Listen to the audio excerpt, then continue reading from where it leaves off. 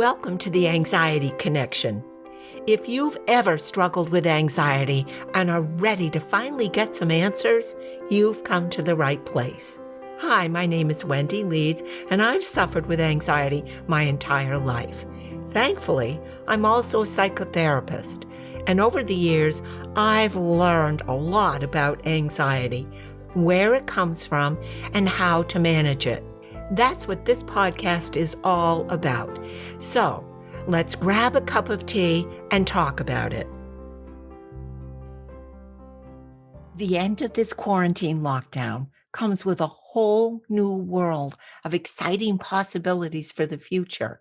At the same time, it comes with a whole new set of worries and concerns, especially for those of us who are already anxious. And I've been talking about some of those worries in the last two podcasts.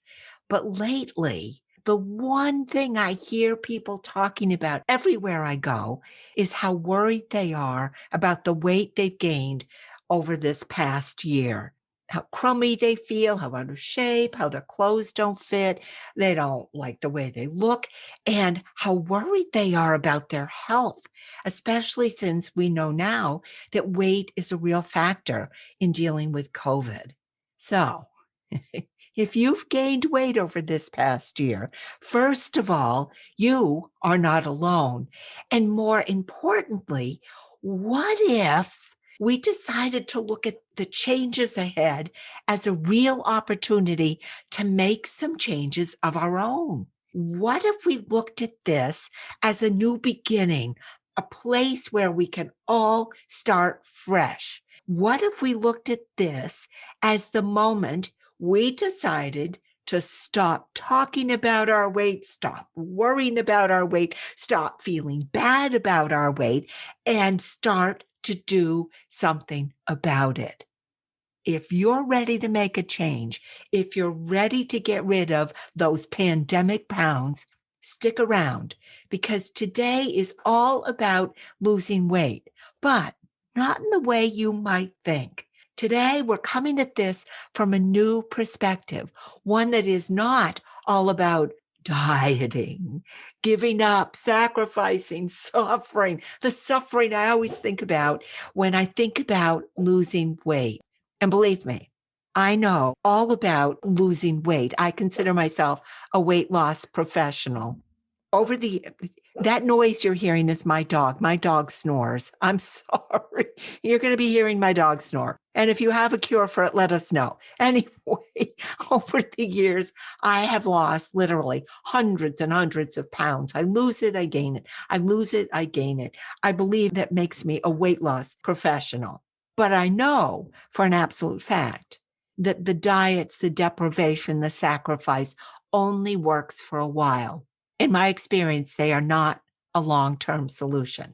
But today, I want to share with you the secret of losing weight and keeping it off. I'm going to give you the secret to permanent weight loss in just 3 words. Are you ready? I wonder what you're thinking. Are you ready for those 3 words? Here they are. Change your habits. Really, it is that simple. And think about it a little bit. What you do every day over and over, it determines who you become. Your habits make you. As some wise person once said, first you make your habits and then they make you, which is, I think, so true. It's what you do consistently, persistently, insistently, what you do day after day. The habits you choose, good or bad, those habits create your life. So if you don't like something in your life, weight or anything, if you don't like the results you're getting, all you have to do is change your habits.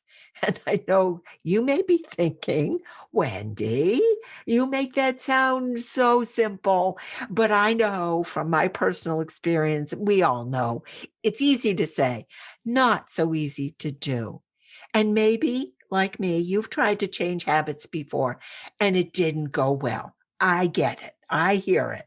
But today, that's going to be different because today I'm going to share the 6 simple steps you can take starting right now to change those habits, to let go of the old habits, the ones that aren't working for you, and to replace them with healthy habits, ones that feel good inside and out, habits you can depend on to create a wonderful new life here on in. So, are you ready for a change? Okay, let's go. Step one. Step one, decide what it is you really want, not what you don't want. I talk to people all the time, and people are really excited to tell me what they don't want. Do you want that in alphabetical order?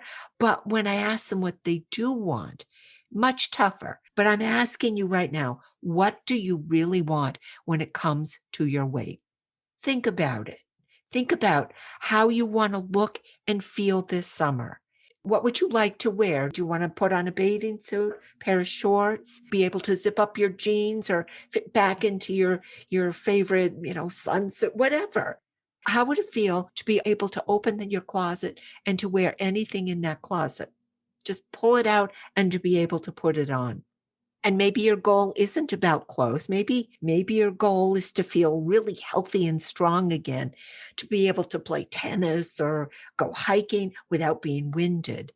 Or maybe your goal is to go to your doctor and have her do that happy little dance. Doctors do this little happy dance when they see numbers. Oh, everything looks good. They do a little thing.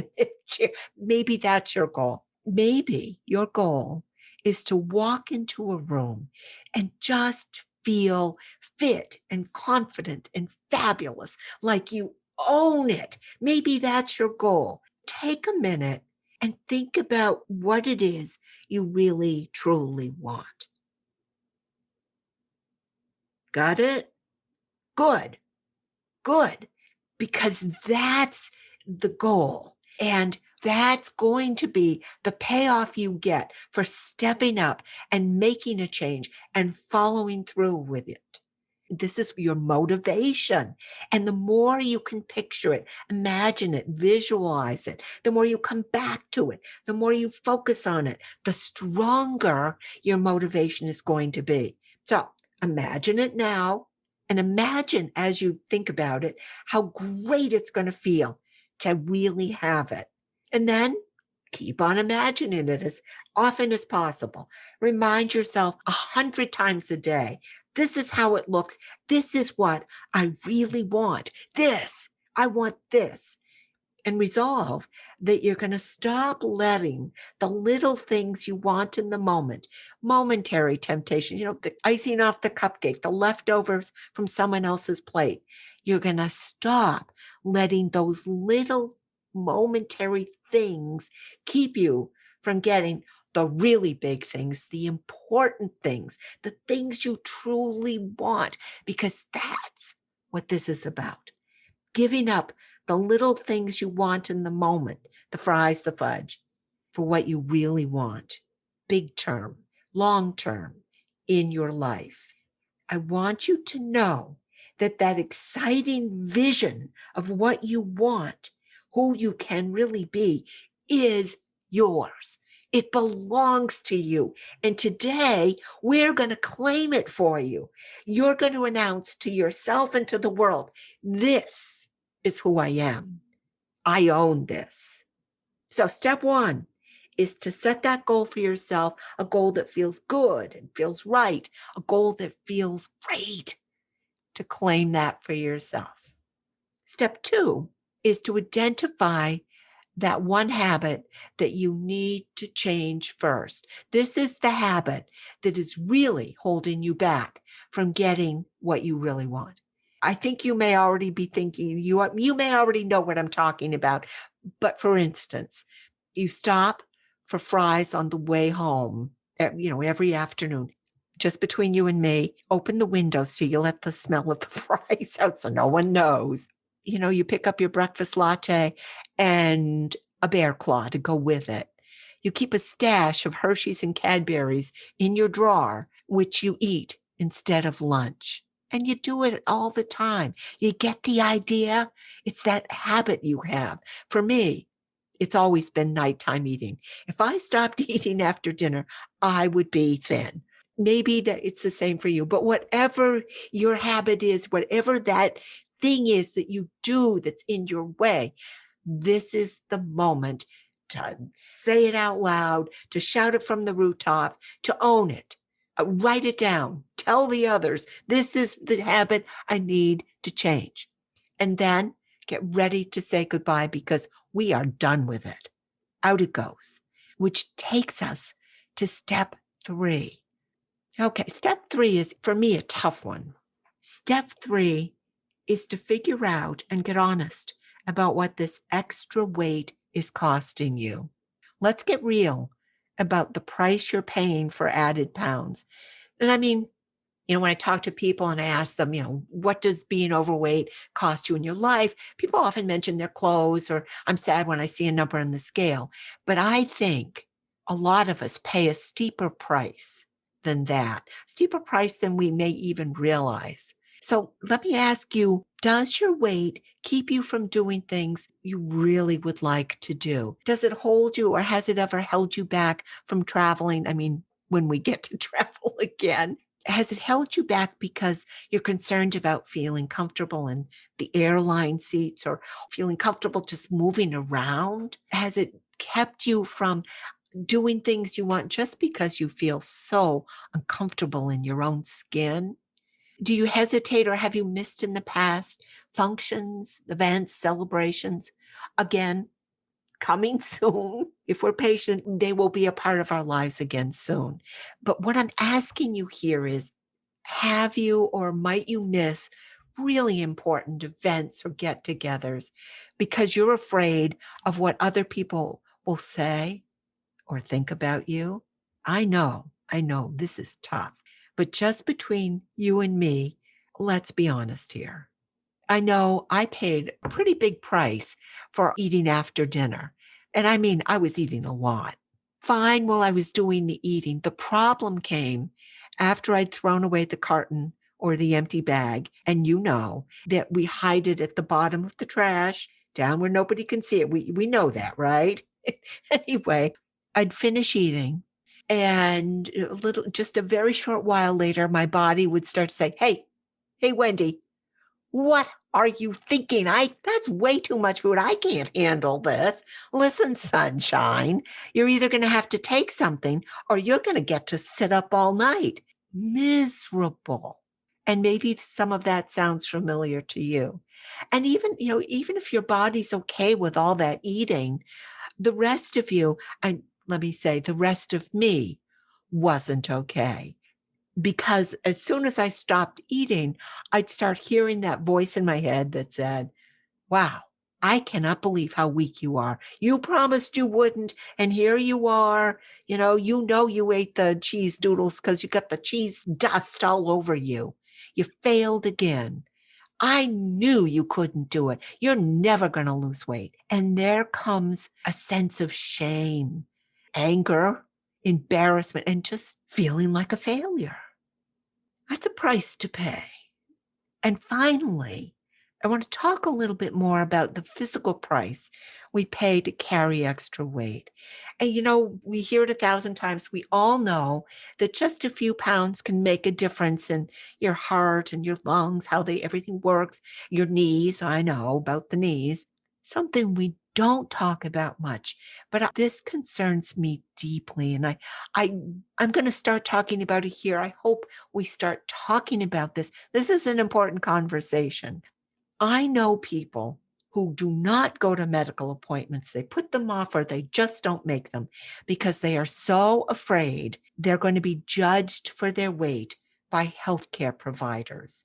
They're so afraid they're going to be embarrassed or insulted for their weight that they just don't go to the doctor. And those missed appointments really put our health at risk. That is a really high price to pay. So we're not talking about little things here. We are talking about your life. We're talking about your health. And we are talking about your self-worth. So let me ask you again, what price are you really paying for this extra weight? Are you willing to keep paying that price? If not, it's time to make a change. And change begins with step 4. Step 4 may be something you haven't thought about, but it is critically important to the process. Step 4 changes everything. Step 4 is to figure out what benefit you're getting out of this habit, this eating you're doing. What's your payoff for this food habit? Because believe it or not, we're getting something positive out of this habit. Look, we're pretty smart, you and I, and smart people don't do anything we think is going to make us miserable. Everything we do with the expectation of getting something good out of it. Look, I'm pretty sure we are not eating that bag of chocolate chip cookies or that quart of ice cream because we want bigger butts or higher cholesterol. I know I'm not, and I believe you aren't either. We're not doing it to get a bigger butt. We are doing it because we believe that eating that food is going to somehow make things better for us. And the truth is, it does for a while. Eating something delicious makes us feel better in the moment. Look, I know from lots of personal experience, nighttime eating was fun. It was fun while I was doing it. I looked forward to it all day. Oh, the anticipation. Oh, it was my reward, my treat for doing hard things all day long. I'll do this, but I'm going to eat pie after dinner. It was a way to celebrate, unwind. It tasted delicious. It soothed my spirit. It helped me relax. It was a comfort. And the truth is, it worked like a sedative to help put me to sleep. I got all of that out of nighttime eating, all of that benefit. So let me ask you again, what does food give you? What positive thing do you get from your eating? Does it help you relax, get you through the day, sedate you, help you sleep? Does it distract you, soothe you? Is food just a friend on difficult days? Maybe, like it was in my home. Food was a recreational pastime. Actually, in my home, food was an Olympic event, but never mind. Maybe, just maybe, food is the way you deal with anxiety. Because, boy, I really get the fact that food can be a comfort in the storm. And if it's a habit, then it needs to be examined. Maybe food does one or a lot of those things for you. Whatever it does, identifying the reasons you're overeating is really important information. So I'm going to ask you to take some time over today or the next few days and really look at what benefit you're getting out of these food habits. Once you've made that list, then we're going to move right on to step 5. Step 5 is once you've identified the benefit you're getting out of the overeating, the habit, to replace that habit with something that gives you the same kind of payoff or reward. Step 5 is to look around for some way to give yourself that same feeling, that same outcome the food was giving you, just without using food. All right. So I'm thinking you're probably just shaking your head and thinking, I don't think there's anything that can possibly replace that slice of triple fudge cake. But bear with me. I am telling you that over the long haul, it is possible to replace that piece of cake and replace that habit. The trick is, first of all, most importantly, to find something you really enjoy doing, something you look forward to. And I'm not talking about something you have to do, because here's the deal. The choice between eating a piece of chocolate cake and cleaning a toilet is not a choice. It's not a reasonable substitute. We are talking about something that you enjoy almost as much and maybe exactly as much as digging into a plate of nachos. For me, evening eating's my thing. And I've replaced that with something I really do look forward to. After dinner, I look forward to a quiet evening of knitting and watching a movie. And maybe if I'm living life on the wild side, I will sip a cup of herbal tea. Now, this may not sound like fun to you, and I understand, but I love it. I love the peaceful time. And I found this combination of things. It's not one or the other, it's everything together. It gives me something to look forward to. I think about what movie I'm going to watch through the day instead of, how many donuts I can eat in one sitting.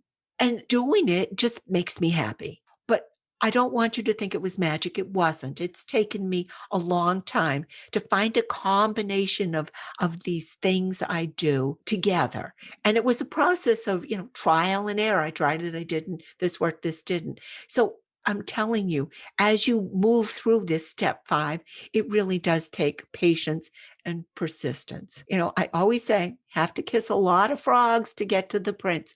But I promise you, I really do promise you, if you're willing to stick with it and keep trying things, it is worth it in the end. So how do you find your magical set of replacement habit or the thingy that you're going to put in place? I suggest start by thinking about what you love to do. Do you love to garden, dance? Do you play words with friends? Would you like to design a house? Do you enjoy stargazing, walking? Remember, this is something you enjoy. And, think about the habit you want to exchange and what you could put in place. For instance, if you're eating chocolate for lunch, what if you replace that with a habit of maybe calling a friend and eating lunch together? Or maybe you go to a salad bar, put together some lunches that you could enjoy, that you don't even have to make, that you could have. I want you to think of something that would really make you happy. Maybe you make a delicious lunch that you really love. It's up to you.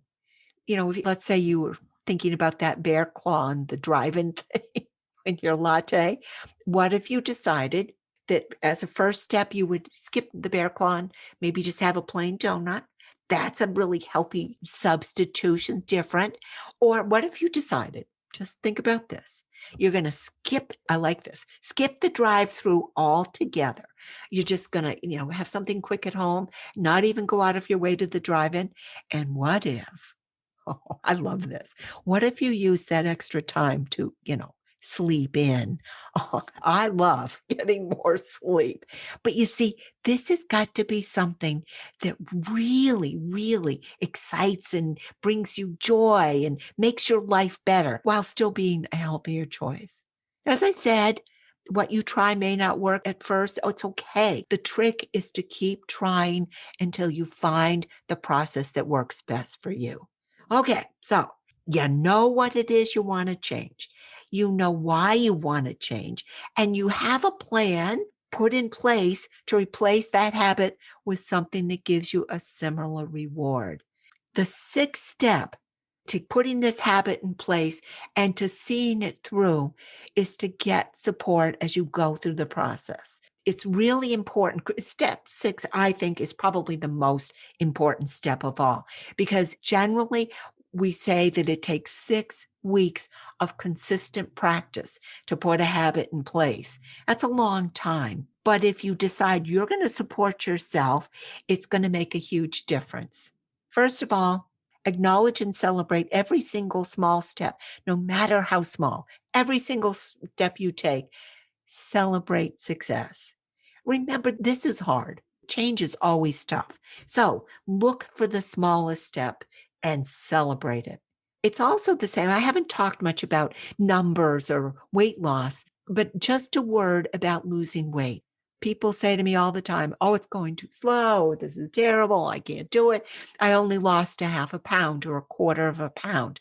And I say back, get this. Picture a quarter of a stick of butter. That's a quarter of a pound. And when you lose a quarter of a pound, you have lost a stick of butter. And that's something to celebrate. If you lose a half a pound, 2 sticks, and if you go crazy and you lose an entire pound, you just get out a box of butter, put it on your thigh and say, gone. That's something to celebrate. This is about breaking it down into small steps and then supporting and celebrating each step in the right direction. Please, please, please, please be patient with you. This is a process. I promise you, things are not going to always go smoothly, but be willing and be ready to forgive and be ready to start new as often as necessary. It's not how many times you fall down, it's how many times you get back up. And it just has to be one more time. You just have to get up one more time, then you fall down. So just keep standing up. Think of a toddler. How many times do they fall down before you say, well, it's not going to work for you, this walking thing? Just keep standing up. And finally, reach out and get support from the people around you. In an earlier podcast, I talked about how to reach out and connect and reconnect with the people in your life as we come back from COVID. It's so important, especially now that you've made this decision that you're going to change your habits. So buddy up. Ask a friend who might be interested in joining you in this process or supporting you, and be clear in what you need. And maybe you might want to say, well, let's get together for an outdoor lunch instead of, let me eat with you and enjoy that pleasure of your friendship instead of the chocolate in the drawer. Or maybe you're going to reach out to a friend in the evening and say, let's play a game or let's just chat instead of eating. Here's what I've learned over the years. The good news is, no matter how tough times get, going through them with someone else makes them easier. I promise you, doing this with friends and support is going to make it easier. And that's what this is all about, making your life better and easier and more joyful. That's what we're all about here at the Anxiety Connection. And until we are together again, I wish you peace, joy, and love. Thanks so much for being here with us today at the Anxiety Connection. If you'd like to be a part of the Anxiety Connection, we would so love to have you join us. Just subscribe and you're in. It's that easy. Now, if you found today's message helpful in any way, I would be so honored if you'd leave us a review. And if you haven't heard, my new book has been published. It's called Calm and Sense, A Woman's Guide to Living Anxiety-Free. And it's full of tools and techniques you can use to help ease your anxiety, soothe your panic, and create a calm, centered peace in your heart and in your life. If you'd like to learn more about how this book can help you, or grab a copy for yourself, you'll find a link to the book in the show notes or on my website, wendyleeds.com. And if you know someone in your life who's struggling with anxiety, why not pick up a copy for them too? What a thoughtful gift for someone who might be going through a tough time. Thanks again for being here, and I look forward to being together with you real soon.